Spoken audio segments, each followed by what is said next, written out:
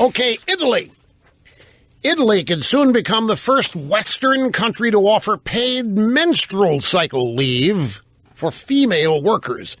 This will no doubt create protests among the LGBT community, in which there are transgender men who claim that the addictomy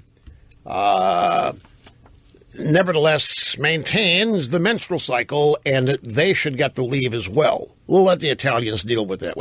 We are successfully exporting liberalism. Folks, this is one of my long-held stratagems. Those of you who have been listening to this program for a long time will recognize this. I haven't mentioned this in a while, but I've thought one of the ways that we can counter economic competition from all over the world, like from the Chi-Coms or from the Japanese, would be to export liberalism. There's like export feminism, export labor unions, export this kind of stuff, family leave, paid medical family. You know, let these nations suffer the pain that America suffers with all this left-wing gobbledygook that is smothering our society and damaging competition and competitiveness. And it looks like the Italians here are taking the lead, because I think that once they get a taste of this, that this is going to look attractive. Well, it's a poor choice of words. Once they get a load of this, the feminists and the leftists in our country are going to say, why didn't we think of this? Menstrual cycle leave. That's once a month. That could be a week a month. Paid leave. So they're going to try it in Italy. It's being debated right now in the country's parliament. If passed, it would mandate that companies enforce a menstrual leave policy and offer 3 paid days off each month to working women who experience painful periods, which they all would, by definition. Health experts and local media outlets have praised the proposal. Of course they have, saying it was a step in the right direction and would shed light on the silent plight of women suffering from debilitating cramps that can sometimes affect their ability to work.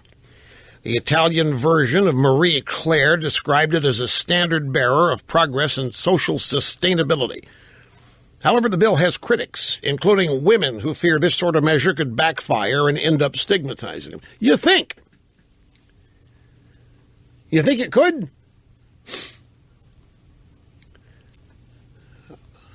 What do you mean, who would ever say anything about? If you get 3 days off every month, is not everybody going to know why?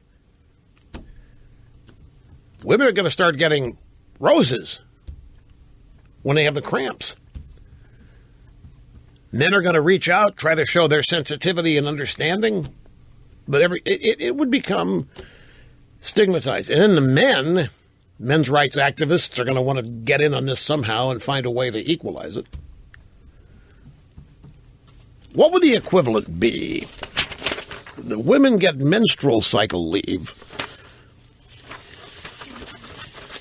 Well, no, the men don't have to deal with it because the women are gone.